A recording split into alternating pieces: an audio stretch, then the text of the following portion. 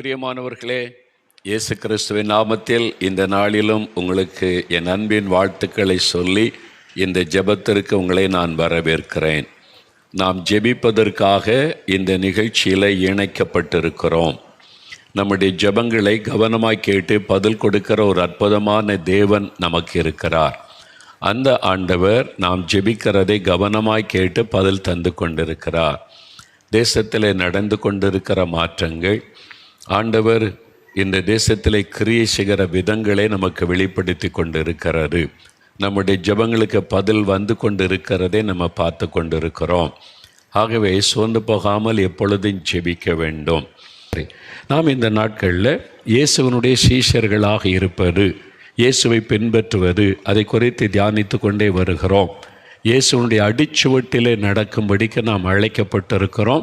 இயேசுவை போல மாறணும், அவரை போல வாழணும் என்கிற ஒரு தாகமும் விருப்பத்தோடு நாம் இயேசுவின் அடிச்சுவட்டை பின்பற்ற வேண்டும். அவருடைய அன்பை நாம் தியானித்திருக்கிறோம். அவருடைய மனதுருக்கம், அவருடைய ஆத்ம பாரம், அவருடைய சாந்த குணம், இதெல்லாம் தியானித்து இயேசுவை போல நம்ம மாறுவதற்கு நம்மை ஒப்பு கொடுத்து ஜெபித்திருக்கிறோம். இன்றைக்கும் இயேசுடைய வாழ்க்கையிலிருந்து 2 காரியத்தை தியானிக்கலாம். முதலாவது, மத்தேயு 11:29 இயேசு சொல்லுகிறார். 17வது பக்கம் புதிய ஏற்பாட்டில் பாருங்கள், இயேசு சொல்லுகிறார், நான் சாந்தமும் மனத்தாழ்மையுமாய் இருக்கிறேன், என் நுகத்தை உங்கள் மேல் ஏற்றுக்கொண்டு என்னிடத்தில் கற்றுக்கொள்ளுங்கள். இயேசு சொல்கிறார், என்னிடத்தில் கற்றுக்கொள்ளுங்க, நான் சாந்தமும் மனத்தாழ்மையுமாய் இருக்கிறேன். நேற்றைக்கு சாந்த குணத்தை குறித்து நாம் பார்த்தோம். இன்றைக்கு மனத்தாழ்மை, இயேசு கிறிஸ்துவுடைய மனத்தாழ்மை. அவரை போல நம்ம மாறணுமானால் அவருடைய மனத்தாழ்மை நமக்கு வரணும். அதை நம்ம வாஞ்சிக்கணும், விரும்பணும், அதை குறித்து தியானிக்கணும், ஜெபிக்க வேண்டும். அதனால் அவரை போல ஒரு மனத்தாழ்மை நமக்கு அவசியம். தாழ்மைன்னு சொல்லும்போது சிலர் உடையிலே தங்களை தாழ்த்துவார்கள்.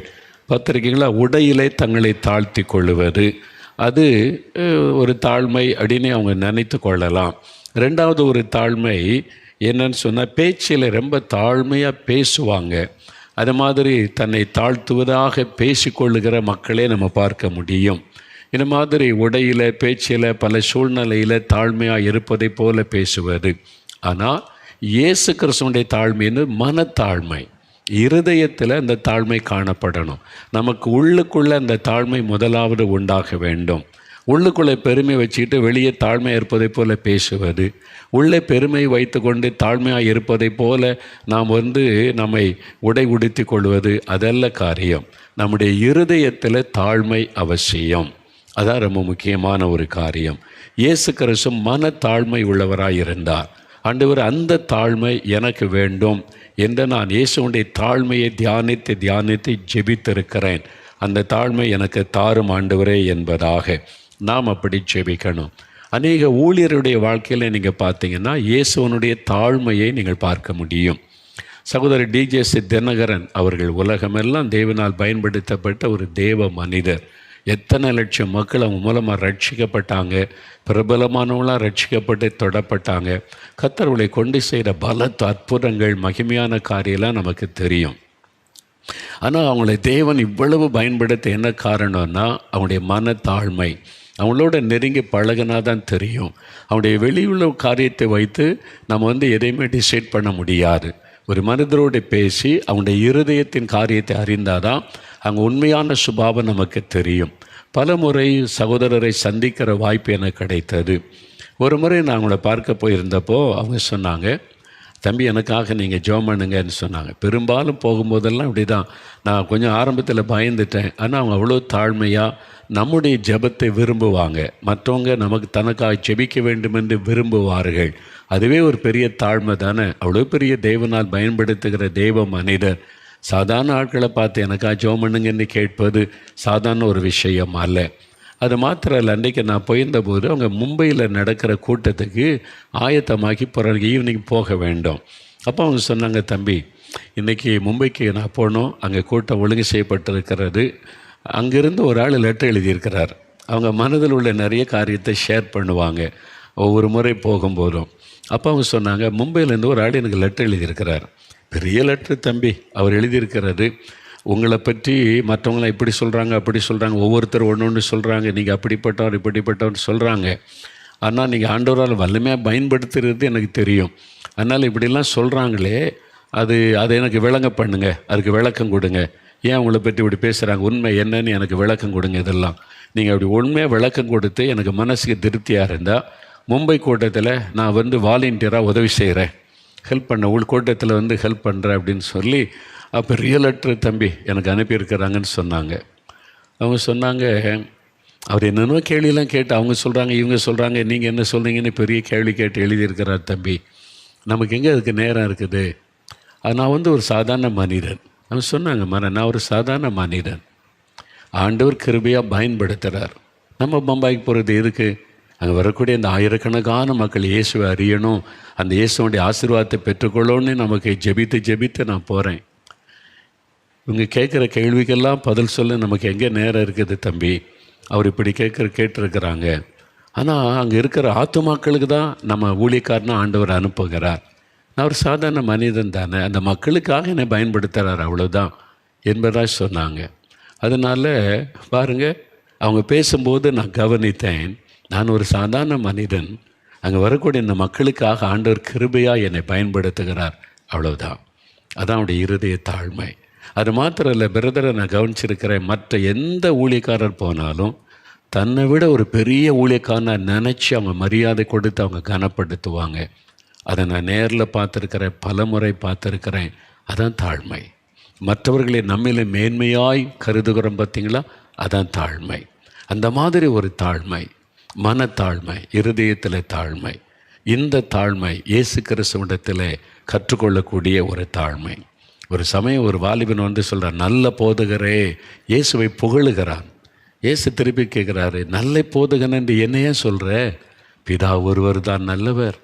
அதாவது அங்கே சுட்டி காண்பிக்கிறார், அவர் தான் நல்லவர் என்பதாய் சுட்டி அந்த ஒரு மனத்தாழ்மையை இயேசு நமக்கு கற்றுக் கொடுத்தார். அது மாத்திரம் இல்லை, நீங்கள் வேத புஸ்தகத்தில் ஒரு சம்பவத்தை வாசிக்க முடியும். யோவான் எழுதின சுவிசேஷம், அதை எடுத்துக்கொள்ளுங்கள். பரிசுத்த யோவான் எழுதின சுவிசேஷம் 13வது அதிகாரம் எடுத்துக்கொள்ளுங்க. யோவான் 13 அதிகாரத்தில் 13லேருந்து 15 வசனம் வரைக்கும் 147வது பக்கம் புதிய ஏற்பாட்டில் பாருங்கள். ஆண்டவர் ஒரு காரியம் சொல்கிறார். தன்னுடைய சீஷர்களோடு ராவிருந்துக்கு பந்தியில் அமர்ந்திருக்கிறார். அப்போ ஆண்டவர் தன்னுடைய அறையில் ஒரு சீலையை கட்டி கொண்டு சீஷருடைய கால்களை கழுவுகிறார். தன்னுடைய சீஷருடைய கால்களை கழுவி, யூதருடைய அந்த முறைமை அதன்படி அவர் கால்களை கழுவி அவங்களோட பந்தி அமருகிறார். அப்போ ஆண்டவர் ஒரு காரியம் சொல்கிறார், நீங்கள் என்னை போதகர் என்றும் ஆண்டவர் என்றும் சொல்லுகிறீர்கள், நீங்கள் சொல்லுவது சரியே, நான் அவர்தான். முதல்ல அதை கவனிங்க. சில ஆட்கள் இன்றைக்கி இருக்கான், இயேசு தன்னை ஆண்டவர்னு சொல்லவே இல்லை, எங்கே இருக்கிற பைபிளில் அப்படின்னு சில ஆள் விதண்டாவாதம் பேசுகிற சில ஆள் இருக்காங்க பார்த்தீங்களா, ரொம்ப சேலஞ்சாக பேசுவான். பெரிய ஆட்களை வச்சு, எங்கே இயேசு தன் ஆண்டவன் எங்கே சொல்லியிருக்கிறாரு அப்படின்னு. இங்கே சொல்லியிருக்கிறார்ல, நீங்கள் என்னை போதகரம் ஆண்டவர்னு சொல்கிறீங்கன்னா அவர் தான், நான் ஆண்டவர் தான், நான் போதகர் தான், இயேசுவை சொல்கிறார் அங்கே. இது மாதிரி தான் உண்மை. அடுத்து சொல்கிறாரு, ஆண்டவரும் போதகருமாகிய நானே உங்கள் கால்களை கழுவினது உண்டானால் நீங்களும் ஒருவருடைய கால்களை ஒருவர் கழுவ கடவீர்கள். நான் உங்களுக்கு செய்ததைப் போல நீங்களும் செய்யும்படி உங்களுக்கு மாதிரியை காண்பித்தேன் என்று சொல்கிறார். உங்களுக்கு ஒரு மாதிரியை காணுதான் மாதிரி, எக்ஸாம்பிள் இயேசு கிறிஸ்து தான். ஒரு எப்படி நீங்கள் தாழ்மையாக இருக்கணுன்றதை ஆண்டவர் காண்பிக்கிறார். சீஷருடைய கால்களை கழுவி அந்த அளவுக்கு உங்களை நீங்கள் தாழ்த்தணும் என்பதை கற்றுக் கொடுக்கிறார். எனக்கு அன்பானவர்களே, நமக்கு கொஞ்சம் ஒரு அபிஷேகம் கிருபை ஆண்டவர் பயன்படுத்த ஆரம்பித்த உடனே உள்ளுக்குள்ளே அறியாமலே பெருமை அப்படியே எழும்ப ஆரம்பித்து விடுகிறாரு. நம்ம ரொம்ப கவனமாக இல்லாட்டா இந்த பெருமை கொஞ்சம் கொஞ்சமாக உள்ளே நுழைந்து நம்முடைய வாழ்க்கையை அழித்து விடும். இயேசுவை போல நம்ம தாழ்மை உள்ளவர்களாக இருக்க நம்ம கற்றுக்கொள்ளணும், ஆண்டவரிடத்தில் கேட்க வேண்டும் அந்த தாழ்மையை. சகோதரர் டிஜேஸ் அவங்க இன்னொரு சம்பவத்தை ஒரு முறை சொன்னாங்க. அவங்க சொன்னாங்க, டிஎல் ஆஸ்பான் தெரியுமா தம்பின்னு கேட்டாங்க. டிஎல் ஆஸ்பான் எனக்கு தெரியும், நான் அவருடைய புக்கெல்லாம் வாசித்திருக்கேன், மேகசின்லாம் வாசித்திருக்கிறேன் அப்படின்னு சொன்னேன். அப்போ ஒரு அனுபவத்தை அவங்க சொன்னாங்க. என்ன நல்ல கவனிங்க பிரதர், இந்த டிஎல் ஆஸ்பான் என்கிற தேவ மனிதர் அவங்க மதுரைக்கு வந்திருந்த சமயம் பிரதர் டிஜேஎஸ் தினகரன் ஒரு வாலிபனாக இருந்து அந்த கூட்டத்தில் இப்போ அற்புதம் நடக்கிறத பார்த்து தான் எனக்கு இந்த அபிஷேகம் வேணும், என்னையும் இப்படி பயன்படுத்தணும்னு ஜெபம் பண்ணி அந்த கிருபையை அதன் பிறகு தான் பெற்றுக்கொண்டாங்க. இது அவங்களே சொல்லியிருக்கிறாங்க. அவர் தான் அந்த T.L. ஆஸ்பான் என்ற அமெரிக்க ஊழியக்காரர். அவங்க மூலமாக தான் இவங்க அந்த அபிஷேகம் பெற்று அப்படி ஊழியம் செய்யணும்னு தரிசனம் பெற்றாங்க. அதனால் அவர் பார்க்கணுன்னு இவங்களுக்கு உள்ளத்தில் ஆசையாக.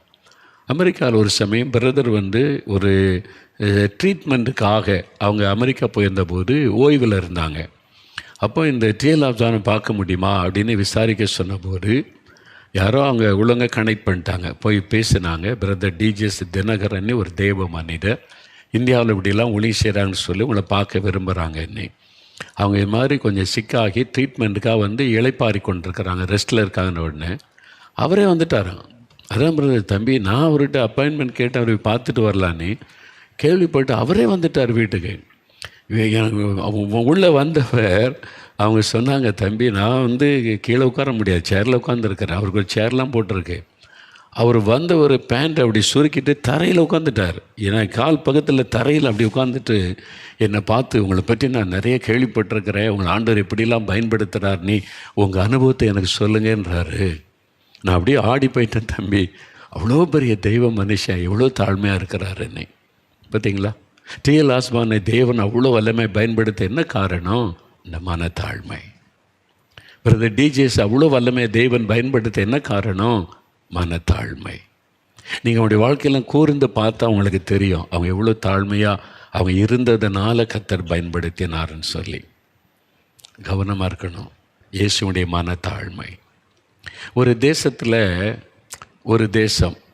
அந்த தேசத்தில் ஒரு பிரபலமான ஊழியக்காரர் பாஸ்டர், பெரிய சர்ச், ஆயிரக்கணக்கான ஒரு பிரம்மாண்டமான சர்ச். அவருடைய புஸ்தகம்லாம் வாசித்திருக்க. சாம் ஜபத்துரன் அவர் புஸ்தகத்தை என்ன கொடுத்தாங்க. அதை வாசித்தால் அப்படி அனல் மூலம் அந்த மாதிரி வார்த்தைகள், அப்படி ஒரு அபிஷேகம், அந்த மாதிரி புஸ்தகத்தெல்லாம் அவர் எழுதி இருக்கிறார். அந்த மாதிரி ஊழியர் அவர். அப்புறம் ஒரு காலத்தில் அந்த சபையார் ஒரு தவறு நடந்துட்டு, அதனால் பாருங்கள் அவரை, நீர் எங்களுக்கு பாஸ்டராக இருக்கக்கூடாதுன்னு சபை விட்டு பாஸ்டரை எல்லோரும் சேர்ந்து நீக்கிட்டாங்க.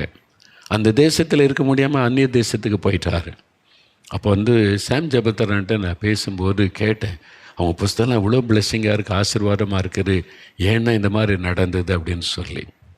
அப்போ அவங்க சொன்னாங்க, அதுக்கு காரணம் இந்த பாவமான காரியம் அல்ல. இந்த மாதிரி தவறு நடக்க காரணமே என்னன்னு சொன்னால் அப்படி மனதில் உண்டான பெருமை. என்ன சொல்கிறீங்க, அவர் இவ்வளோ பெரிய ஊழியக்காரர், தேவனால் பயன்படுத்தப்படுகிறவர். அப்போ சொன்னாங்க, அவர் சொல்லுவாராம், நிறைய ஊழியர்கள் ஒரு பட்டணத்தில் தேசத்திலிருந்து ஃபெலோஷிப் இருக்கும், ஐக்கியப்படுவாங்க, ஒருத்தருக்கு ஒருத்தர் ஐக்கியப்படுவாங்க, சபை பாகுபாடுகளை மறந்து ஐக்கியப்படுவாங்க. ஏன் சிலர் பார்க்குறீங்களா, Anglican, Methodist, Lutheran, age, assemblies ஆகட்டும், எல்லோரும் ஒன்றா இருக்கிற நான் பார்த்துருக்குறேன். சிங்கப்பூரில், மலேசியாவிலலாம் எல்லாம் ஒன்று கொண்டு பாகுபாடெலாம் பார்க்க மாட்டாங்க ஃபெலோஷிப். ஆனால் இவர் யார் கூடயும் சேர மாட்டார். அவர் என் ஊழியம், நான் எங்கள் சபை அப்படி தான் இருப்பார். ஏன் யார் கூட சேர மாட்டேங்கிறேன்னா, யார் கூட சேர்றதுக்கு, நான் கூட சேர்றதுக்கு எனக்கு தகுதியான ஈக்குவல் ஸ்பிரிச்சுவல் ஸ்டாண்டர்ட் யாருக்குமே இல்லை. என்னுடைய ஃபெலோஷிப் பிதாவோடும் அவருடைய குமாரனாகிய கிறிஸ்துவோடும் தான். இந்த வசனத்தை எடுத்து அதை சொல்லுவார். ஆனால் இந்த உலகத்தில் நான் ஐக்கியப்படுற அளவுக்கு ஸ்பிரிச்சுவலாக மேன்மையானவங்க யாருமே இல்லை. அதனால் நான் டைரெக்டாக பிதாக்கிட்ட இயேசுவோட தான் என்னுடைய ஐக்கியம். அந்த பெருமை. சாம் ஜபத்துரன்னு சொன்னாங்க, அந்த பெருமையின் நிமித்தம் அவர் வீழ்ந்தார்.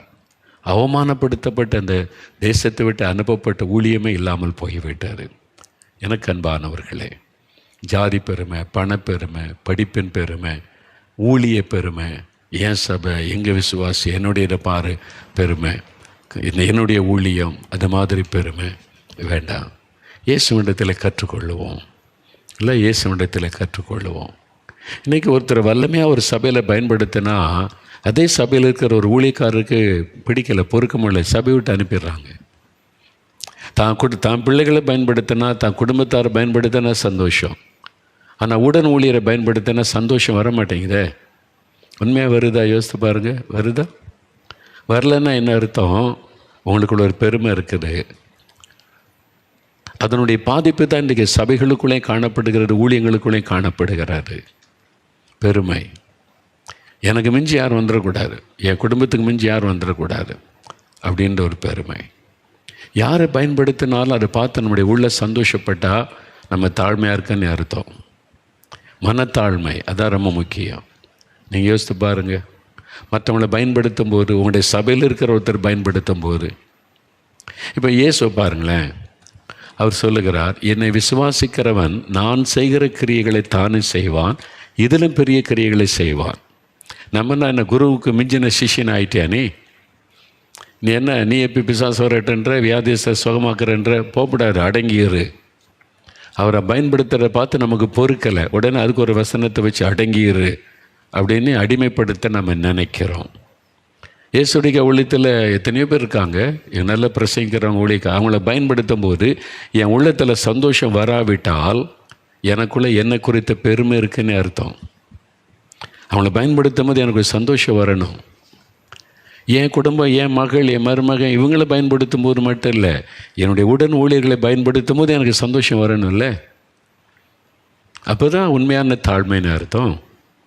நம்ம தாழ்மை இருக்க மாதிரி பேசுகிறோம், வெறும் வார்த்தையில் இருக்குது, உள்ளத்தில் இல்லையே, லைஃப்பில் இல்லையே. அப்படி இருந்தால் எத்தனை ஊழியரை நம்ம எழுப்பி இருப்போம், எத்தனை ஊழியரை நம்ம மேடையில் நிறுத்தி பயன்படுத்தி இருப்போம் இல்லை?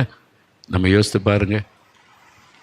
அதனால் இந்த நாட்களில் இயேசுவை போல ஒரு தாழ்மை எனக்கு வேணும் ஆண்டவரேன்னு நம்ம கேட்கணும். நான் ஒரு நாள் இந்த வேத பகுதியை வாசிக்கும்போது ஆண்டவர் ஒரு காரியத்தை கற்றுக் கொடுத்தார். லூக்கா 17ஆம் அதிகாரம் எடுத்துக்கொள்ளுங்க. நான் எல்லா ஊழியத்திலையும் முடிக்கும்போது எல்லா கூட்டத்திலையும் இந்த வார்த்தையை சொல்லுவதை நீங்கள் கவனிச்சிருப்பீங்க. பல வருஷமாக இதை பயன்படுத்துகிறேன், அது முழு இருதயத்தோடு நான் செய்கிறேன். என்ன அது ஆண்டவர் எனக்கு கற்றுக் கொடுத்தார். லூக்கா 17ஆம் அதிகாரம் எடுத்துக்கொள்ளுங்க. லூக்கா 17ஆம் அதிகாரத்தில் 7லேருந்து 10 வசனம் பாருங்களேன். 7 இது ஊழியக்காரங்களுக்குள்ள ஒரு வார்த்தை. நான் ஊழியக்காரில் எனக்கு ஆண்டவர் இதை வைத்து ஒரு பாடம் கற்றுக் கொடுத்தார். அநேக வருஷத்துக்கு முன்னாலேயே அதை வைத்து நான் கற்றுக்கொண்டேன். என்ன சொல்கிறார் பாருங்கள், உங்களில் ஒருவனுடைய ஊழியக்காரன் உழுது அல்லது மந்தையை மேய்த்து வயலிலிருந்து வரும் பொழுது எஜமான் அவனை நோக்கி, நீ முன்பு போய் சாப்பிட்டு வா என்று அவனுக்கு சொல்லுவானோ? இயேசு சொல்கிறார், ஒரு எஜமான ஊழியக்காரனை பார்த்து, கடினமாக வேலை செய்து வந்திருக்கான், நீ ரொம்ப உழைச்சிருக்காப்பா, கடினமாக வேலை செய்ய, போய் சாப்பிட்டு வா அப்படின்னு சொல்லுவானோ? இல்லை. அவர் என்ன சொல்கிறார்? இயேசு சொல்கிறாரு, நீ எனக்கு சாப்பாடு ஆயத்தம் பண்ணி அறை கட்டி கொண்டு நான் போஜனபானம் பண்ணும் அளவும் எனக்கு ஊழியம் செய், அதற்கு பின் நீ புசித்து குடிக்கலாம் என்று அவனுக்கு சொல்லுவான் அல்லவா? தான் கட்டளையிட்டவைகளை அந்த வேலைக்காரன் செய்ததற்காக அவனுக்கு உபச்சாரம் செய்வானோ? அப்படி செய்ய மாட்டானே. வேலைக்காரன் வேலை செய்ததுக்காக நல்ல வயல் நிலத்தில் கடினமாக உழைச்சிட்டு வந்தோடனே இஜானோ அவனை கூட்டு கொண்டு உட்கார வச்சு, நீ உட்காரு, நீ எல்லாம் நல்ல வேலை செஞ்சுருக்க, நான் சாப்பாடு பரிமாறுன்னு சொல்லுவானோ? சொல்ல மாட்டான். இன்றைக்கி நம்ம அதானே எதிர்பார்க்குறோம். நான் கடினமாக ஊழியம் செய்துட்டு வந்தால் ஆண்டவர் என்னை அப்படியே கனப்படுத்தணும், என்னை பெருமைப்படுத்தணும்னு நினைக்கிறேனே இல்லை? ஆனால் இயேசு வேறு மாதிரி கற்றுக் கொடுக்குறாரு. நான் என்ன நினைக்கிறேன், நிறைய ஊழியம் செஞ்சுருக்கேன், ஆத்மாதயம் பண்ணியிருக்கிறேன், இவ்வளோ இடைவிடாமல் ஊழியம் செய்கிறேன், ஆண்டவர் என்னை கனப்படுத்தி என்னை பெருமைப்படுத்தி பெருமையாக பேசி உயர்த்தணும்னு நான் எதிர்பார்க்குறேனே. அப்போ என் இருதயம் இயேசு மாதிரி இருக்குதா? இங்கே இயேசுவே கற்றுக் கொடுக்கிறார். அந்த வேலைக்காரனை கூட்டிக்கிட்டு வச்சு எஜமான் அவனுக்கு உபச்சாரம் பண்ணுவானா? செய்ய மாட்டான். 10வது வசனத்தில் முக்கியமான காரியம் சொல்ல, அந்தபடியே நீங்களும் உங்களுக்கு கட்டளையிடப்பட்ட யாவற்றையும் செய்த பின்பு, ஒரு ஊழியத்தை செஞ்சு முடிச்சிட்டிங்கன்னா, நாங்கள் அப்பிரயோஜனமான ஊழியக்காரர், செய்ய வேண்டிய கடமையை மாத்திரம் செய்கிறோம் என்று சொல்லுங்கள் என்றார். இயேசு கற்றுக் கொடுக்கிறார், இப்படி தான் நீங்கள் நடந்து கொள்ளணும். இது எனக்கு அநேக வருஷத்துக்கு முன்னால் இந்த வசனத்தை கொண்டு என்கிட்ட பேசினார், என்னை கற்றுக் கொடுத்தார். என் ஆரம்பத்தில் எனக்கு அது இருந்துச்சு. நம்ம ஊழியம் செய்தால் எல்லோரும் பெருமையாக பேசணும், என்னை கனப்படுத்த அந்த எண்ணெல்லாம் இருந்துச்சு எனக்கு. உண்மையில் நான் சொல்கிறேன்னா, ஊழியம் செஞ்சால் ஒரு பெருமை, ஒரு கனம், மற்றவங்களுடைய மதிக்கணும் அப்படிலாம் நினச்சேன் உண்மையில். அப்போ ஆண்டவர் கற்றுக் கொடுத்தார், இதுக்கு தான் நீ ஊழியம் சரியா, எல்லாரும் என்னை மதிக்கணும், கனப்படுத்தணும், உயர்த்தணும்னு சொல்லி. நீ இன்னும் வேலைக்காரன் தான். ஆண்டவர் ஒரு பாடம் கற்றுக் கொடுத்தார். கடமை செய்திருக்கிறேன், அது அவருடைய கிருபை. அப்பிரயோஜனமான ஊழியக்காரன், அப்பிரயோஜனமான அன்ப்ராஃபிட்டபிள் சர்வெண்ட் ஆஃப் காட். என்னால் ஆண்டவருக்கு என்ன பிரயோஜனம்?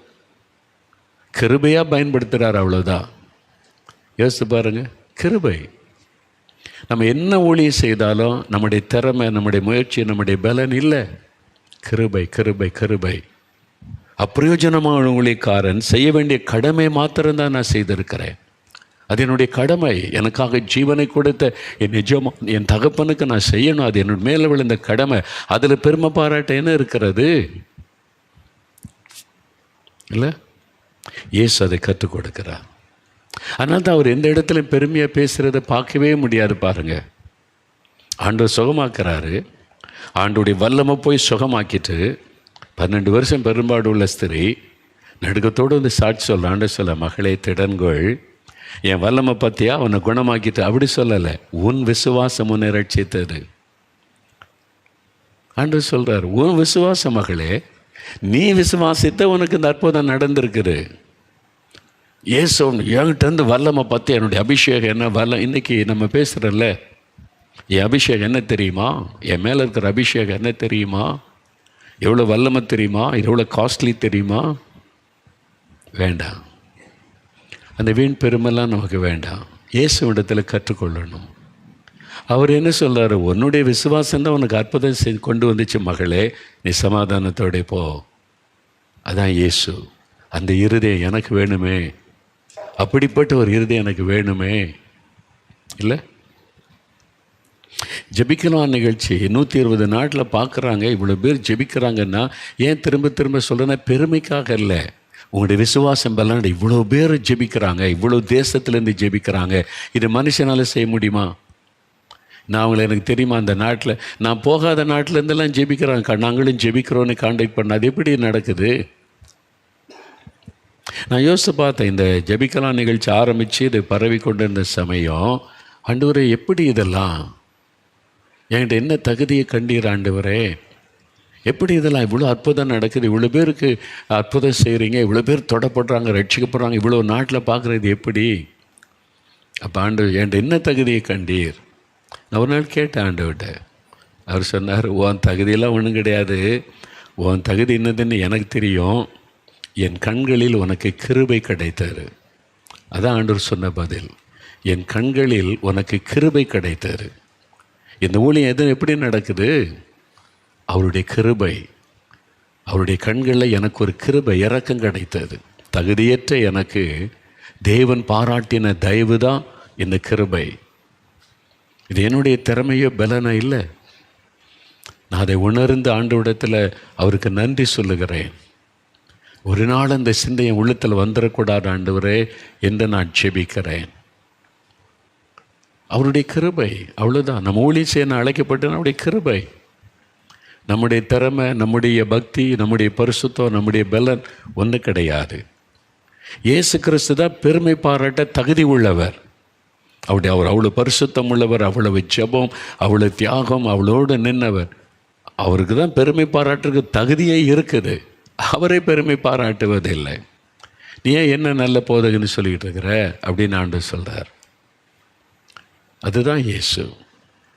ஓ விசுவாசம் உனக்கு ராட்சிப்பை கொண்டு வந்துச்சு, ஓ விசுவாசம் உனக்கு அற்புதத்தை கொண்டு வந்துச்சு அப்படி தான் சொல்கிறார். ஏன் வல்லமை அப்படின்னு ஆண்டவர் சொல்லவே இல்லையே. இல்லை, நம்ம ரொம்ப கவனமாக இருக்கணும். இந்த தாழ்மை நமக்கு ரொம்ப அவசியம். இயேசுவை போல தாழ்மை. அப்போ நம்ம ஒரு காரியம் செய்கிற ஆண்டவரே, அப்பிரயோஜனமான ஊழியக்காரர், அது பேருக்கு நான் சொல்லுவதில்லை. சொல்லும்போது என் இருதயம் தேவனுக்கு முன்பாக அது காணப்படுகிறது, திறந்த ஒரு இருதயமாய் காணப்படுகிறது. நான் மேடையில் மாத்திரம் இல்லை, ரூமுக்கு போய் தெய்வ சமூகத்தில் நிற்கும் போதே, ஆண்டவரே இதுக்கு நான் தகுதி உள்ளவன் அல்ல, இந்த ஜனங்களுக்கு சுவிசேஷம் சொல்ல நான் தகுதி உள்ளவன் அல்ல, நீங்கள் என்னை பயன்படுத்துவதற்கு நான் தகுதி உள்ளவன் அல்ல, ஒன்றே ஒன்று உடைய கிருபை, கிருபை, கிருபை, அவ்வளோதான். மக்கள் சொல்லுவாங்க என்ன வேணாலும். ஆண்டவர் எனக்கு ஒரு கற்றுக் கொடுத்தார் ஆரம்ப நாட்களில். அதாவது நான் உன்னை பயன்படுத்தும் போது ஒரு கூட்டம் மக்கள் புகழுவாங்க, இன்னொரு கூட்டம் மக்கள் பொறாமையினால் உன்னை இகழுவாங்க. நீ என்ன செய்தாலும் குற்றம் சொல்லுவாங்க, உனக்கு விரோதமாக பேசுவாங்க, எழுதுவாங்க, செய்வாங்க. ஆனால் ஒரு கூட்ட மக்கள் உன்னை புகழுவாங்க, அவங்க சுகமாக்கப்படுறாங்க, ஆசீர்வதிக்கப்படுறாங்க, ரட்சிக்கப்படுறாங்க. ஆமாம் ஆண்டவர், இது அப்போ என்ன செய்யணும்? அப்போ ஆண்டவர் சொன்னார், உன்னை புகழ்ந்தாலும் இகழ்ந்தாலும் இருதயத்துக்குள்ளே அது போயிடக்கூடாது. இந்த காதில் வாங்கி இந்த காதில் விட்டுறணும். புகழ தான் செய்வாங்க, ஏன்னா அவங்க அற்புதம் பெற்றாங்க, உடனே புகழுவாங்க. அது உன் இருதயத்துக்குள்ளே போயிடக்கூடாது. கவனம். இந்த காதில் வாங்கி இந்த காதில் விட்டுரு. சரி, ஜனங்க இயேசு அற்புதம் செய்தார், அவங்க இயேசு நேரில் பார்க்க முடியல, இல்லை ஊழியக்காரனை பார்த்தோன்னே தெய்வத்தை பார்த்த மாதிரி இருக்குன்னு சொல்லுவாங்க. நான் அதை என் இருதயத்தில் ஏற்றுக்கொள்வதில்லை. அவங்க அறியாமல் செய்கிற சொல்கிறாங்க, ஆண்டவரே மன்னிச்சிருங்க, எனக்கு தானே என்னை பற்றி தெரியும், நான் இவ்வளோ குறைவுள்ளவன்னு எனக்கு தெரியும், ஆண்டவருக்கு தெரியும், மக்களுக்கு தெரியாது. அவங்க பெரிய இவ்வளோ அற்புதம் நடந்துச்சு, அந்த அற்புதம் செய்தவர் இயேசு, அது எனக்கு தெரியும். அதனால தான் ஆண்டவர்கிட்ட நான் போகும்போது அதெல்லாம் மனம் திறந்து பேசிடுவேன். கூடுமான வரைக்கும் ஜனங்களுக்கு அதை சொல்லி கொடுப்பது. ஆமாம், நீ யாராவது தொட்டு வணங்கினா நான் கட்டாயம் சொல்லிடுவேன், அப்படி கும்பிடக்கூடாது, ஊழியக்காரன் இல்லை, இது ஆண்டவருக்கு பிறகு நீங்கள் தானே, அது கூட சொல்லாருங்க. ஆண்டவருக்கு பிறகு நீங்கள் தானே, அது என்னது நீங்கள் தானே? இல்லை, நான் ஒரு வேலைக்காரன், ஆண்டவருடைய வேலைக்காரன். அதனால் உங்களுக்கு நான் வேலைக்காரன் போல் சேவை செய்யணும், அதுக்கு தான் அழைக்கப்பட்டிருக்கிறேன். இன்றைக்கி நான் என்ன நினைக்கிறேன்னா, மினிஸ்டர் ஆஃப் காட், தேவனுடைய ஊழியக்காரன்னா எனக்கு என்ன அதுக்குன்னு ஒரு இது இருக்குது, அது இருக்குது, I am a servant of God அப்படின்னு நினைக்கிறோம். சர்வன்ட் அப்படின்றதுக்கு என்ன அர்த்தம்? இன்னொரு வார்த்தை தமிழில் சொல்லுங்கள், வேலைக்காரன். யாருக்கு வேலைக்காரன்? நான் இயேசுக்கு தான் வேலைக்காரன், அவர் தான் எஜமான், அவருக்கு வேலைக்காரன். சரி, ஒரு வீட்டில் ஒரு எஜமான் இருக்கான்னு வைங்க, அவருக்கு வீட்டில் ஒரு வேலைக்காரன் கூப்பிட்டு, நீ எனக்கு வேலை செய். சரி எஜமான், நீங்கள் எஜமான், நான் வேலைக்காரன். அந்த எஜமானுக்கு பிள்ளைகள் இருப்பாங்கல்ல, பிள்ளைகள், அவங்களுக்கு இவர் யார்? வேலைக்காரன் தானே. அப்போ என் பிள்ளைகளுக்கு நீ வேலை செய். எஜமானுக்கு மட்டும் இல்லை, பிள்ளைகளுக்கு நீ வேலைக்காரன் தான். அவனை என்ன அர்த்தம்? தேவன் எஜமான், அவருக்கு நான் வேலைக்காரன், அவருடைய பிள்ளைகள் விசுவாசிகள் இருக்காங்க, அவங்களுக்கு நான் வேலைக்காரன். இன்னொரு அர்த்தம் விளங்குதா அவங்களுக்கு? இதுதான் இயேசு கற்றுக் கொடுக்கிற தாழ்மை. இல்லை அவங்கெல்லாம் விசுவாசம், ஊழியக்காரன். நான் யார் தெரியுமா? I am a pastor, chief ஊழியக்காரர், I am a president of this ministry, I am a founder, president, I am எப்படி? நத்திங். கொஞ்சம் யோசித்து பார்த்தா நத்திங். இயேசு எவ்வளோ பெரிய தேவன், அவர் எவ்வளோ பெருமை பாராட்ட கூடியவர், அவருக்கு தான் தகுதியே இருக்குது. அவரே அதை சொல்லலையே. நமக்குள்ளேயே அது வருது. ஏன் வருது தெரியுமா? அது சாத்தான் உருவானதே பெருமையினால தான். தேவதூதன் சாத்தானா மாறினது எதனால்? பெருமையினால. அதை வச்சு தான் இன்றைக்கி ஊழியர்களை வீழ்த்துகிறான், விசுவாசிகளை வீழ்த்துகிறான், தேவ பிள்ளைகளை வீழ்த்துகிறான். என் ஆண்டவர் சொன்னார், எந்த பாவத்துக்கும் ஆண்டவர், நீ விபச்சாரம் செய்தால் கூட உங்களை எதிர்த்து நிற்க மாட்டார். ஆண்டவர் உணர்த்துவார், சரிப்படுத்துவார், அவ்வளோதான். ஆனால் பெருமை உள்ளவனுக்கு தேவன் எதிர்த்து நிற்கிறார். அது ஆவிக்குரிய பெருமையாக இருக்கலாம், உலக பெருமையாக இருக்கலாம். பெருமை உள்ளவனுக்கு தேவன் எதிர்த்து நிற்கிறாராம். தேவன் எதிர்த்து நின்னா நம்ம நிலைமை என்ன? யோசித்து பாருங்க, முடிஞ்சது கதை. அவர் எதிர்த்து நின்னா யார் ஜெயிக்க முடியும் சொல்லுங்க? பெருமை உள்ளவனுக்கு அவர் எதிர்த்து நிற்கிறார். தாழ்மை, உண்மையான மனத்தாழ்மை, பேருக்காக புகழுக்காக தாழ்த்துவது அல்ல, உண்மையான இருதயத்தில் மனத்தாழ்மை. வெறும் உடையில் நடையில் காமிக்கிற தாழ்மை அல்ல, இருதயத்தில் அந்த தாழ்மை. இது இயேசுவிடத்தில் தான் கற்றுக்கொள்ள முடியும். இயேசு கற்றுக் கொடுத்தார். என் ஊழியத்தின் ஆரம்ப காலத்தில் அப்போ தான் நான் பெரிய நற்செய்தி கூட்டம்லாம் நடக்குது, ஜனங்க நிறைய கூட்டங்களாக வர ஆரம்பிக்கிறாங்க. அப்போ ஒரு ஊழியக்காரர் அவர் பேசுவேன், ஜான் பிரதர், நீங்கள் ஊழியத்தில் டாப்பில் வரேன்னு அவனை செய்யணும். என்னது அப்படின்னு கேட்டேன். அதாவது கூட்டம் ஆரம்பித்த பிறகு அந்த டைமுக்கு தான் மேடைக்கு வரணும், அப்படியே உட்காரணும், பிரசங்கம் பண்ணி முடித்த உடனே ஓடிடணும். பிரசங்கம் பண்ணுறீங்க, ஜெபிக்கிறீங்க, முடித்த உடனே நீங்கள் அப்ஸ்காண்டட் ஆயிடணும், ஓடிடணும், யாரையும் பார்க்கக்கூடாது, ஓடிடணும். அவர் எனக்கு ஆலோசனை சொல்லி கொடுத்தார். என் ஆரம்ப காலம் அப்போ கூட்டம் வளர்ந்துக்கிட்டு வந்தவர் சொன்னார், அப்போ தான் நீங்கள் அப்படின்னார். அப்படியா? ஓ, இவங்கெல்லாம் பெரிய அனுபவம் உள்ள ஊழியக்காரங்க, பெரிய ஊழியக்காரங்க இப்படி அனுபவத்தில் சொல்கிறாங்களேன்னு நினச்சேன். நான் எல்லாத்தையும் ஆண்டவர்கிட்ட போய் சொல்கிற பழக்கமா? ஆண்டவர்கிட்ட போய் கேட்டேன். அவர் சொன்னார், அவன் சொன்னான் இவன் சொன்னான் நீ கற்றுக்கொள்ளாத, என்கிட்ட கற்றுக்க. நான் ஜனங்களை விட்டு விலகி ஓடலை. ஜனங்களோடு இருக்கிறவன் தான் ஊழியக்காரன். அவங்களுக்கு தானே நீ வேலைக்காரன். அவங்களுக்கு உதவி செய்ய தானே ஒன்றா வச்சுருக்கிறேன். அவங்கள ஆறுதல் படுத்த, அவங்களுக்கு என் வார்த்தையை சொல்ல, அவங்கள ஆசீர்வதிக்க தானே ஒன்றை வேலைக்காரனை வச்சுருக்கிறேன். நீ ஓடி போயிட்டேன்னா எல்லோரும் புகழ்வாங்களோ, அவரை பார்க்கவே முடியாதுப்பா. வேலைக்காரன் நீ. அதனால தான் 4 மாவட்டத்தில் கூட நான் சில சமயம் ஈவினிங்கில் வந்து அப்படியே ரவுண்ட் அடித்து ஆட்கள்லாம் கூட்டு விசாரிப்பேன். எந்த ஊர், எங்கேருந்து வந்திருக்கீங்க, பேசுவேன். ஒரு ஃபோட்டோ எடுத்துக்கிறம்பாங்க, எடுத்துக்கிடுங்க. அவங்களுக்கு சந்தோஷம் இல்லை. அவங்கள சந்தோஷப்படுத்த தான் நான் வேலைக்காரனாக இருக்கிறேன். அதுதான் கர்த்தர் வச்சிருக்கிறாரு. சில சமயம் போய் ஒழிகிறது எதுக்குன்னா, அனாவசியமான பிரச்சனைகள் போய் ஜெபிக்கணும், அடுத்ததுக்கு ஆயத்தப்படணும், அவ்வளோதான். மற்றபடி ஜனங்களை விட்டு விலகி ஓட நான் விரும்புவதே இல்லை. எவ்வளோ டயர்டாக இருந்தாலும் மக்களுக்கு ஜெபிச்சிருப்போன்னு தான் நான் விரும்புவேன். சில சமயம் நான் கூட்டம் முடிச்சுட்டு நேராக ஏர்போர்ட்டுக்கு அனுப்ப வேண்டிய சூழ்நிலை இருக்கும், சில மீட்டிங் போடுறதுக்கு. அப்போது நான் உண்மையில் ஜனங்கள்லாம் அப்படியே நிற்பாங்களா, என் மனசாட்சி என்னை வாதிக்க. நான் துக்கப்பட்டு ஆண்டவர்கிட்ட சொல்ல, ஐயோ ஆண்டவரே, ஒரு அரை மணி நேரம் கொடுத்து அந்த ஜனங்களுக்கு ஜெபிச்சிட்டு வந்திருப்பேன், அவங்க சந்தோஷமாக வீட்டுக்கு போயிருப்பாங்களே. நான் அதான் விரும்புகிறாரு. அது சிலர் வந்து அந்த கூட்டம் நடத்துகிறவங்களே என்னை கூப்பிட்டு போயிடுவாங்க. தள்ளி கார்கள் ஏறுங்க போனேன்னு கூப்பிட்டு போயிடுவாங்க. அது எனக்கு வருத்தமாக இருக்கும். அந்த ஜனங்களுக்காக தானே என்ன வச்சுருக்காரு ஆண்டவர், ஒரு வேலைக்காரனாய் அவங்களுக்கு சேவை செய்ய. அதனால தான் நாங்கள் மீட்டிங்லாம் நடத்தும்போது அங்கே போய் அவங்களோட நின்று சர்வ் பண்ணுறது, வேலை செய்கிறது, அதில் அது ஒரு பெரிய சந்தோஷம். நீங்கள் அதை உண்மையாக அனுபவிச்சது தான் தெரியும். இயேசுக்கு அதனால தான் அவர் பாருங்கள், அவன் பந்தி வச்சு சீஷர்களுக்கு பருமாறுகிறார். அதில் அவருக்கு சந்தோஷம் இல்லை. இயேசு கற்றுக் கொடுத்தாரல்ல. இல்லை, ஐ எம் எ லீடர், நான் அப்படி இருப்பேன், எல்லாம் பருமாறுங்க, நான் அப்படி தான் இருப்பேன், எனக்கு அது கொடுங்க இதுங்க, அப்படி இல்லை. மக்களோடு இணைந்து வாழ்வது, அதுக்கு தான் நாம் அழைக்கப்பட்டு இருக்கிறோம். இயேசுவனிடத்தில் கற்றுக்கொள்ளணும். அந்த மனத்தாழ்மை எனக்கு தாங்க. இன்னும் நான் ஜெபிக்கிறேன், இன்னும் எனக்கு போதாது என்று தான் நான் உணர்கிறேன். அந்த தாழ்மை இன்னும் எனக்கு போதாது, இன்னும் என்ன தாழ்த்தணும், இன்னும் இப்படி நடக்கணும். அதனால தான் யார் பெருமையாக பேசினாலும் உள்ளத்துக்குள்ளே போகாது, யார் என்னை திட்டினாலும் உள்ளத்துக்குள்ளே போய் என்னை பாதிக்காது. இந்த காலம் வாங்கி இந்த காலம் போயிடும், அவ்வளோதான். புகழ்ந்தாலும் அப்படியா, அது அவங்க அறியாமையினால் புகழ்ந்துக்கிட்டு இருக்காங்கன்னு போய்கொண்டே இருப்பேன் நான், அவ்வளோதான். ஒரு கூட்டத்துக்கு போயிருந்தால் ஒருத்தர் பேசுகிறார், உலக பிரசித்தி பெற்ற ஊழியக்காரர் மோகன் சிலாசஸ் வந்திருக்கிறார்னு. எனக்கு சிரிப்பு வந்துட்டு நான் மேடையில் சொல்லிட்டேன், அவங்க என் மேலே உள்ள அன்புனால சொல்கிறாங்க. நான் உலக புகழ் பெற்ற ஊழியக்காரனே கிடையாது. இந்தியாவிலே என்னை நிறைய பேருக்கு தெரியாது. உலகத்தில் பல நாடுகளுக்கு தெரிஞ்சிருந்தால் உலக புகழ் பெற்ற ஊழியக்காரன்னு சொல்லலாம். அப்படி எனக்கு தெரிஞ்சு நம்முடைய அன்பு சோதரர் டிஜிஎஸ் தினகரன் தான். பல நாடுகள் அவங்கள தெரியும், பல பாஷைக்காரங்களுக்கு அவங்கள தெரியும். என்னெல்லாம் அப்படி தெரியாது. அதனால் என் மேலே உள்ள அன்பில் சொல்கிறார், அவ்வளோதான் அப்படின்னு சொல்லிட்டு. அதான உண்மை. அதை இருதயத்தில் ஏற்றுக்கொள்ளக்கூடாது. அதை ஆண்டவர் கற்றுக் கொடுத்தார். எப்போ இருதயத்துக்குள்ளே அந்த பெருமையாக பேசுகிறதை ஏற்றுக்கொள்கிறோமோ, உங்களுடைய உள்ளம் கரைப்பட ஆரம்பிச்சிடும், பெருமை ஆரம்பிச்சிடும். பிசாசு தந்திரமாக உள்ள நுழைவான், புகழ்ந்து பேசிய நம்ம உள்ளத்துக்குள்ளே நுழைவான். அதான் சாத்தானுடைய தந்திரம். இயேசு கிறிஸ்து அதுக்கு இடமே கொடுக்கல. அந்த மாதிரி தான் நாம் இயேசுவனிடத்தில் தாழ்மையை கற்றுக்கொண்ட. ஆண்டவர் உண்மை போல தாழ்மை எனக்கு தாங்க.